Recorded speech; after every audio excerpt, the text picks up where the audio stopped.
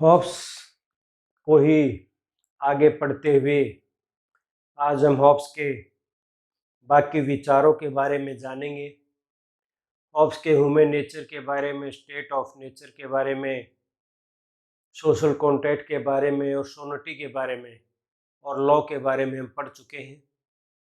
आज की इस क्लास में हम उसके राइट्स और लिबर्टी के बारे में, पॉलिटिकल ऑब्लिगेशन के बारे में क्या विचार हैं, और फिर हॉब्स को एक इंडिविजुअलिस्ट या इंडिविजुअलिज्म का भी समर्थक कहा जाता है। इस विचार के कारण भी इसको एक महत्वपूर्ण इसका योगदान माना जाता है पॉलिटिकल फिलॉसफी में, तो उसको भी हम आज डिस्कस करेंगे आज की क्लास में। सबसे पहले राइट्स और लिबर्टी के बारे में।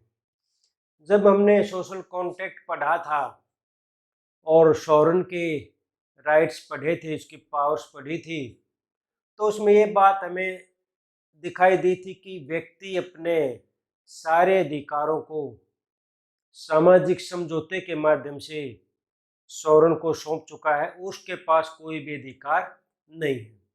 लेकिन इसके बावजूद भी हम देखते हैं कि व्यक्तियों को कुछ अधिकार दिए गए हैं हॉब्स के समझौते के अनुसार। तो कौन से अधिकार या कौन सी स्वतंत्रता व्यक्ति को दी गई है, किन किन क्षेत्रों में? तो सबसे पहले उन सभी क्षेत्रों में वो स्वतंत्र है और सारे अधिकार हैं जिनको रोकने के लिए या जिन अधिकारों पर प्रतिबंध लगाने के लिए या जिन स्वतंत्रताओं को प्रतिबंधित करने के लिए कोई कानून नहीं बनाया गया है, उन सभी मामलों में व्यक्ति स्वतंत्र है। जहां पर कानून ने तो उसके खिलाफ कानून बना उसको रोकने के लिए, या उससे संबंधित कोई कानून ही नहीं है, न रोकने के लिए न बढ़ाने के लिए, जहां पर कानून साइलेंट है या रोकने के लिए कानून नहीं बनाया गया, उन सारे एक्शंस के लिए, उन सारे बातों के लिए व्यक्ति स्वतंत्र है, या वो सारे अधिकार व्यक्ति के पास है। यदि राज्य ने कानून बनाकर व्यक्ति के किसी अधिकार पर रोक नहीं लगाई है तो उस तो रुक जाएंगे, नहीं तो फिर वो अधिकारों इंडिविजुअल के पास रहेंगे। वो सारे अधिकार जो किसी भी संविदा या समझौते के द्वारा व्यक्ति ने सरेंडर नहीं किए हैं, वो भी अधिकार व्यक्ति के पास रहेंगे। और एक सबसे महत्वपूर्ण अधिकार की जो बात करता है हॉब्स, वो सेल्फ प्रिजर्वेशन की बात करता है, यानी कि व्यक्ति को अपने जीवन को सुरक्षित रखने का, अपने आप को बचाए रखने का पूर्ण अधिकार है।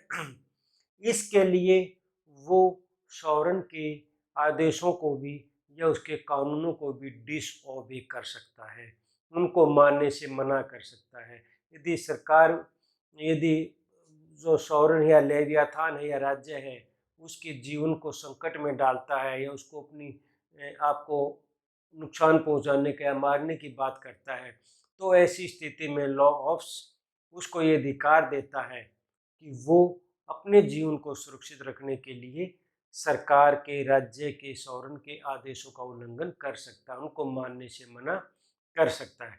हालांकि हॉब्स ने अपने पूरे सामाजिक समझौते में या सोनिटी कॉन्सेप्ट में एक यही मेन अधिकार जो है वो व्यक्ति को दिया है।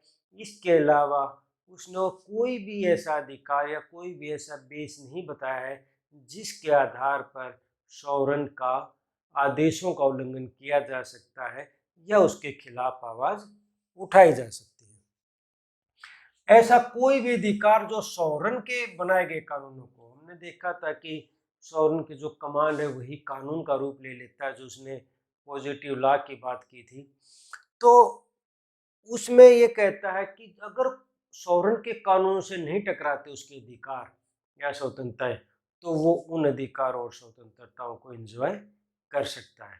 तो राइट्स और लिबर्टीज के बारे में बहुत कम हॉब्स दिए हैं, सिर्फ वही हैं जो राज्य जिन पर रोक नहीं लगाता, और एक सेल्फ प्रिजर्वेशन। इसके अलावा कोई अधिकार या कोई स्वतंत्रता जो है वो हॉब्स व्यक्तियों को नहीं देता है।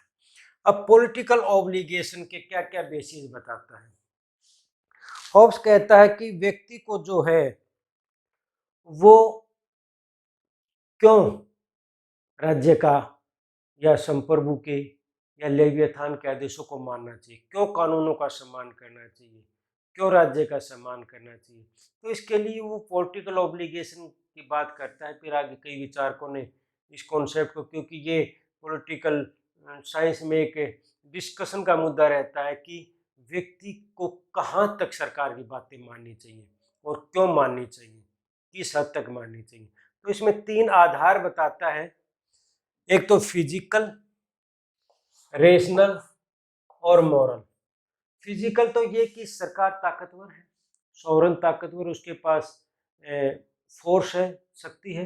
यदि आप उसके आदेशों का उल्लंघन करोगे तो आपको वो सजा दे सकता है, पुनिशमेंट दे सकता है। एक तो इस वजह से ये तो फिजिकल कारण हो गया।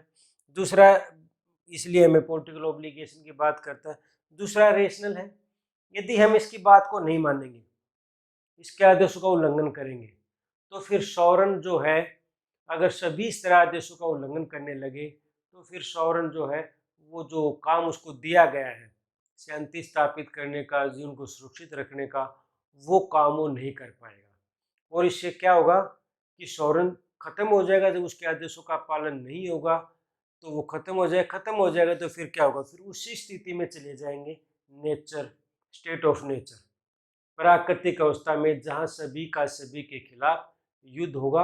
और वो स्थिति का चित्रण इतना भयानक किया है हॉब्स ने कि उसमें कोई भी जाना पसंद नहीं करेगा।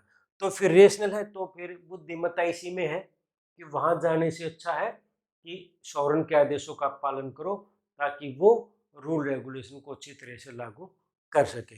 तो इस आधार पर हमने शासक की बात माननी चाहिए। तीसरा आधार मॉरल देता है। मॉरल जो नेचुरल लॉ की भी बात करता है कि तीसरा जो मेन नेचुरल लॉ बताता है कि व्यक्ति को अपने किए हुए समझौतों का पालन करना चाहिए। तो यहाँ पर हॉब्स कहता है कि व्यक्तियों ने खुद अपनी मर्जी से सारे अधिकार जो हैं एक लेवियाथान को सौंपे थे, संप्रभु की स्थापना की थी। यानी कि वो उनका ही रिप्रेजेंटेटिव है, उसने हथियार नहीं है सत्ता। जैसा कि हॉब्स ने बताया कि 2 तरह से शासन की स्थापना होती है, बाय इंस्टीट्यूशन और बाय एक्विजिशन। तो एक्विजिशन मतलब हथियाने से, और इंस्टीट्यूशन लोग खुद अपनी मर्जी से चुने अपने एक प्रतिनिधि को।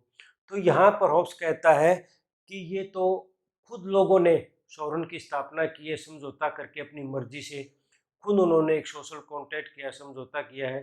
तो फिर ये मोरल ड्यूटी बनती है कि अपने समझौते का वो पालन करें। तो इन 3 आधारों पर जो है वो हॉब्स से पॉलिटिकल ऑब्लिगेशन की बात करता है, यानी कि हमें संप्रभु के आदेशों को मानना चाहिए या उनकी बात करता है। अब इसके बाद आता है हॉब्स के विचारों में जो आता है वो उसको इंडिविजुअलिज्म की बात आती है। सेबाइन जैसे विचारक जो कहते हैं, वो कहते हैं कि हॉब्स ने पर जो छाप है वो किस चीज़ की है कि एब्सोल्यूट मोनार्की को ये बढ़ावा देता है, लेकिन वास्तव में वो एक ग्रेटेस्ट इंडिविजुअलिस्ट है। सेबाइन का कहना है कि एक सबसे आधुनिक एलिमेंट, एक सबसे आधुनिक विचार जो हॉब्स के विचारों में देखने को मिलता है, सबसे ज़्यादा उस टाइम का सबसे ज़्यादा जो क्रांतिकारी विचार था वो था इंडिविजुअलिज्म, यानी कि व्यक्ति को सेंटर में रखकर सोचना। एक तो व्यक्तिवाद क्या है, इंडिविजुअलिज्म क्या है। इंडिविजुअलिज्म का अर्थ है कि जो भी काम करे, जो भी सोचे, जो भी संस्था की स्थापना करे, जो भी राज्य की स्थापना, कुछ बात उसके सेंटर में हमेशा व्यक्ति को रखना, यानी कि व्यक्ति के हित को सर्वोपरि रखना, व्यक्ति के हित के आधार पर ही सारे काम करना। तो जब हम हॉब्स में देखते हैं, हॉब्स के विचारों में, तो उसने जो सोशल कॉन्ट्रैक्ट की स्थापना की वो व्यक्ति के हित के लिए की। सौरन को सारे अधिकार दिए, वो व्यक्ति के हित को ध्यान में रख कर दिए, क्योंकि सोशल कॉन्ट्रैक्ट के माध्यम से उनको परिस्थिति से, बुरी परिस्थिति से निकालना चाहता था, लोगों के बीच में शांति स्थापित करना चाहता था। तो उन बातों से क्या लगता है कि उसने व्यक्ति को सेंटर में रखकर काम किया है। और फिर स्टेट को जो क्रिएशन, आर्टिफिशियल क्रिएशन बताया, यानी कि व्यक्तियों ने उसकी स्थापना की है, राज्य की बनाई हुई इकाई है, तो वहाँ भी व्यक्तिवाद की बात आती है। संप्रभु को सारी शक्तियाँ कहाँ से मिली हैं किसी दैवीय शक्ति से नहीं मिली बल्कि लोगों ने खुद दी हैं। तो शक्ति का सोर्स कहाँ से पावर मिली है सोरेन को? वो व्यक्तियों से मिली है। तो उन कई विचारों के आधार पर हम देखते हैं कि हॉब्स के विचारों में व्यक्तिवाद की प्रवृत्ति पाई जाती है। शेबाई ने कहा कि मोस्ट मॉडर्न एलिमेंट और रिवोल्यूशनरी आइडियाज है ये व्यक्तिवाद। और दूसरा वेपर ने कहा कि ज्यादातर हॉब्स का चित्रण कैसे किया जाता है, एक ग्रेटेस्ट एब्सोल्यूटिस्ट, यानी कि जिसने एक एब्सोल्यूट मोनार्की को समर्थन किया, सबसे बड़ा समर्थक है। हॉब्स की बहुत आलोचना भी हुई थी, ऑक्सफोर्ड यूनिवर्सिटी में लेवियाथान की प्रतियां भी जलाई गई थी। तो बहुत इसके टाइम पर आलोचना भी हुई थी कि इसी वजह से कि उसने एब्सोल्यूट मोनार्की को बहुत सपोर्ट किया था, व्यक्ति को कोई भी अधिकार नहीं दिए थे। लेकिन वेपर का कहना है कि जिसका चित्रण तो एब्सोल्यूटिस्ट ग्रेटेस्ट एब्सोल्यूटिस्ट के आधार पर किया जाता, लेकिन वास्तव में वो ग्रेटेस्ट इंडिविजुअलिस्ट था, वो महान व्यक्तिवादी विचारक था। तो इन आधारों पर हम देखते कि क्या क्या उसमें व्यक्तिवादिता के कौन कौन से गुण पाए जाते थे। सबसे पहला तो जिस आधार पर कहा जाता है कि उस व्यक्तिवादी था, peace and security of individual. जो सारा का सारा उसका पॉलिटिकल फिलोसफी का जो स्टेप जो भी हैं सारे, उस सब में क्या था कि वो वास्तव में शांति और सुरक्षा प्रदान करना चाहता था व्यक्तियों को। व्यक्तियों के जीवन को, उनकी संपत्ति को सुरक्षित रखने के लिए ही सामाजिक समझौता किया गया था। उनको सुरक्षित रखने के लिए ही एक सोवरेन की स्थापना की गई थी, लॉ की स्थापना की गई थी सोवरेन के द्वारा। राइट टू रेसिस्ट, लेकिन फिर भी इस आधार पर भी उसको व्यक्तिवादी कहा जाता है कि यदि व्यक्ति के जीवन को खतरा है, यदि व्यक्ति के जीवन को सुरक्षित रखने में सोवरेन नाकाम है, तो व्यक्ति उसका विरोध कर सकता है। तो एब्सोल्यूटिस्ट का समर्थक होने के साथ, एब्सोल्यूटिज्म का कट्टर समर्थक होने के साथ साथ उसने उसको विरोध का अधिकार भी दिया है। तीसरा, स्टेट एंड आर्टिफिशियल इंस्टीट्यूशन। अब व्यक्ति को पहले राज्य को कहा जाता है देवी उत्पत्ति है, तो हॉब्स ने इस बात को एक साइंटिफिक ढंग से कहा कि एक आर्टिफिशियल इंस्टीट्यूशन है जिसकी स्थापना व्यक्तियों ने की है। राज्य के द्वारा व्यक्ति की स्थापना नहीं है, राज्य बाद में आया है। जैसे प्लेटो एरिस्टोटल कहते थे कि राज्य तो सदा से एक नेचुरल इंस्टीट्यूशन है, तो उसका इसने विरोध किया है। व्यक्ति साध्य है, राज्य साधन है। तो मीन और एंड का जो एक डिबेट होती है उसमें कि साध्य कौन है और साधन कौन है, तो उसमें यहाँ पर हॉब्स का मानना है कि राज्य तो एक साधन है, व्यक्ति साध्य है। जब व्यक्ति को साध्य मान लिया तो एक किस्म से वो एक व्यक्तिवाद का प्रवर्तक हो गया। तो इसी आधार पर भी हॉब्स को जो है वो व्यक्तिवादी विचारक कहा जाता है। Individual source of sovereign power, संप्रभु को शक्तियां कहाँ से मिली है? संप्रभु को शक्तियां खुद व्यक्तियों से मिली है। व्यक्तियों ने खुद समझौते के द्वारा उनको शक्तियां दी गई हैं। तो शक्तियों का सोर्स क्या है? वो व्यक्ति हैं। जैसे हम अपने संविधान में पढ़ते कि संप्रभुता कहाँ पर निवास करती है? लोगों में निवास करती है। यानी कि शक्तियां जो कहाँ से ली गई हैं, वो लोगों से ली गई हैं। एक फिर ऑब्स कहता है कि इक्वल ट्रीटमेंट दिया जाना चाहिए, सभी व्यक्तियों के साथ समान व्यवहार करना चाहिए। टैक्स लगाने के आधार पर या जो अपॉर्चुनिटी जो उनको दी जाए कुछ भी काम करने की या कोई भी पद प्राप्त करने की, इक्वल अपॉर्चुनिटी उसको दी जाए।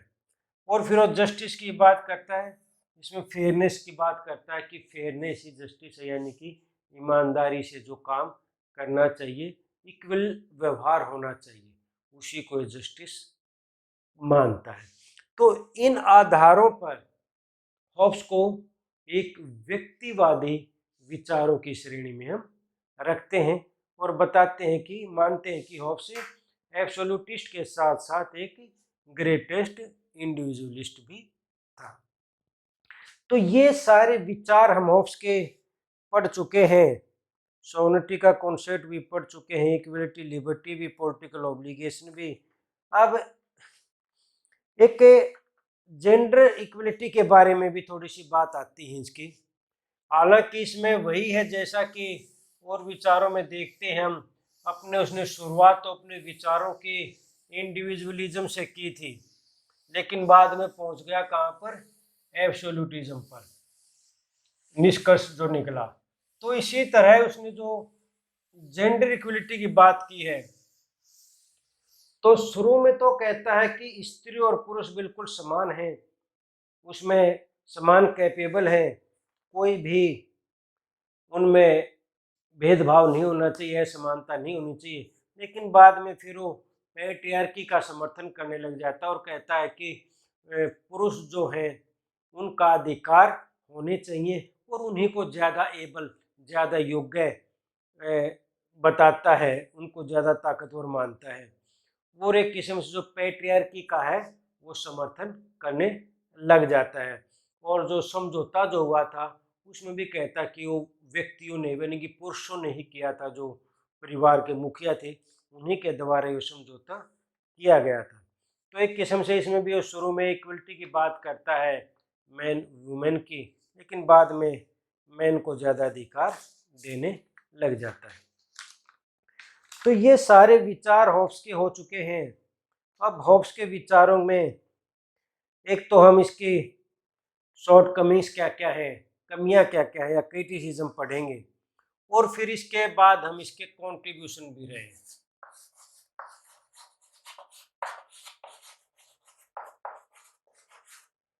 शॉर्ट कमिंग्स क्या क्या है, क्या क्या कमियां रही हैं हॉब्स के विचार में। सबसे पहले तो इसको जिस आधार पर इसका विरोध किया जाता है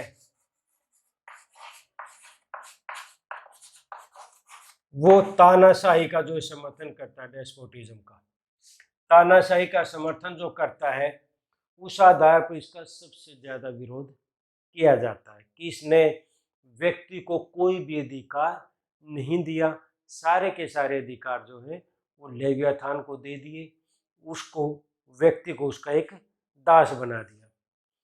और फिर दूसरा, इसके विचारों में कॉन्ट्राडिक्शन हमें देखने को मिलता है, यानी कि एक बात दूसरी बात से मेल नहीं खाती, और ये बात नहीं लगती कि भी एकदम ऐसा कैसे हो गया। जैसा कि उसने जो है लॉ नो जो स्टेट ऑफ नेचर की बात की कि मनुष्य ऐसा, या ह्यूमन नेचर की बात की कि ऐसा मनुष्य का स्वभाव है। और फिर जब राज्य की स्थापना की बात की, जब कहता अचानक व्यक्ति में ये विवेक आ जाता है कि वो सोचता अभी इससे बाहर निकला जाए और वो समझौता करने को तैयार हो जाए, तो सभी लोग जो इतने स्वार्थी हैं, इतना उनमें झगड़ा है, तो इस बात पर सहमत आखिर कैसे हो जाते हैं, ऐसा विवेक उनमें कैसे डेवलप हो जाता है। तो ये किस्म से उसके विचारों में एक कॉन्ट्राडिक्शन दिखाई देता है, एक विरोधाभास दिखाई देता है। दूसरा है, उसने व्यक्ति को कोई अधिकार नहीं दिए, उसको स्लेव ऑफ सॉवरन, यानी कि व्यक्ति को, जो इंडिविजुअल्स को है, उसको उसने संप्रभु का या राज्य का या सरकार का, जो सभी के लिए एक जैसा ही मानता है, उसका उसने दास बना दिया है, उसको कोई भी अधिकार नहीं दिए। जबकि बिना अधिकारों के व्यक्ति का जीवन किसी भी रूप में बेहतर नहीं हो सकता। हालांकि उसने अपने विचारों में मनुष्य के जीवन को बेहतर बनाने की बात नहीं करता था, जैसे कि हॉब्स ना, प्लेटो, अरिस्टोटल कहते थे कि राज्य तो व्यक्ति के जीवन को बेहतर बनाने के लिए है।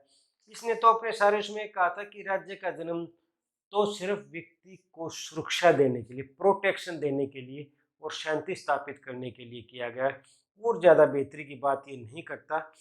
तो इस आधार पर ये कोई भी अधिकार नहीं देता, जिस वजह से सबसे ज़्यादा आलोचना हॉब्स के विचारों की इन्हीं बात पर की जाती है।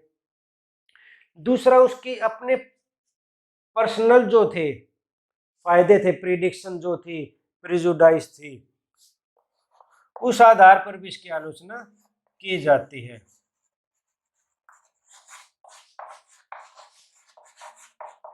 प्रिडिक्शन या प्रिजुडाइस जो है वो एक किस्म से, एक राज परिवार से, जब हमने इसके जीवन के बारे में भी देखा था, एक राज परिवार से इसके संबंध रहे थे, टूटर भी बना था, उस परिवार से सारे में इसके संबंध रहे। तो इसने हमेशा उनकी मोनार्की को या एब्सोल्यूट मोनार्की को हमेशा जस्टिफाई करने की कोशिश की है, शासन को, और लोकतंत्र का विरोध किया। तो अपने पर्सनल स्वार्थ के लिए भी उसने ऐसा किया, ये माना जाता है। और जो उसने सोशल कॉन्ट्रैक्ट की बात की, जो सिद्धांत की बात की, वो सिद्धांत एक तो समझौते ऐसे हो ही नहीं सकते कि उसमें सॉरेन उसका हिस्सा ही ना हो, यानी कि एक व्यक्ति हिस्सा ही ना, दूसरे व्यक्ति अपने आप में, एक पक्ष के द्वारा ही समझौता कर लिया गया। जबकि समझौते में दोनों पक्ष होते हैं और दोनों पक्षों पर जिसको राइट्स दिए जाते हैं उसको ड्यूटीज भी दी जाती हैं। तो राइट और ड्यूटी एक सिक्के के दो पहलू होते हैं। अगर आपने किसी को राइट्स दे दी और ड्यूटी नहीं दी तो फिर उसको तानाशाह या करप्ट होने की संभावनाएं बहुत ज़्यादा बढ़ जाती हैं। और उसको जो अनलिमिटेड पावर देना भी एक अनुचित माना जाता है, उस पर लिमिटेशन भी होनी चाहिए।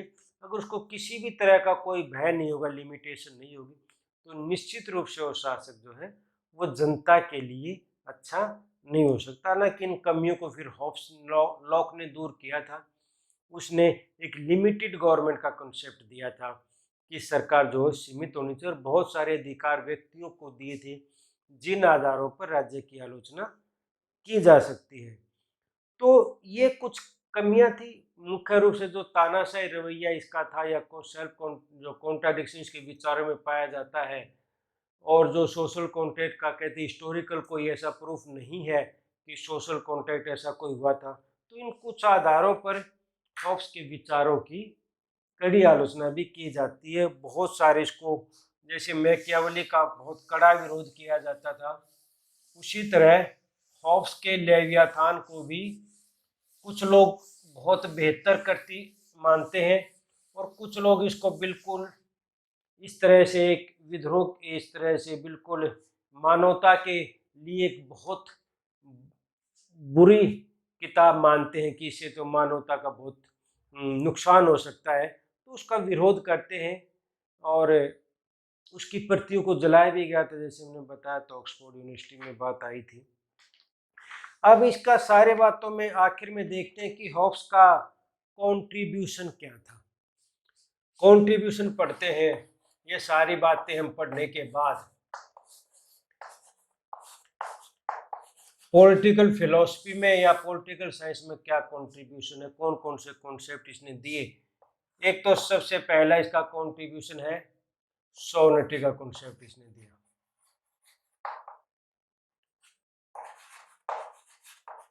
जो आज भी जो कॉन्सेप्ट इसने दिया उसी आधार पर आज भी हम इसको पढ़ते पढ़ाते हैं। सोवर्निटी क्या है, आज भी राज्य की सोवर्निटी की बहुत चर्चा होती है।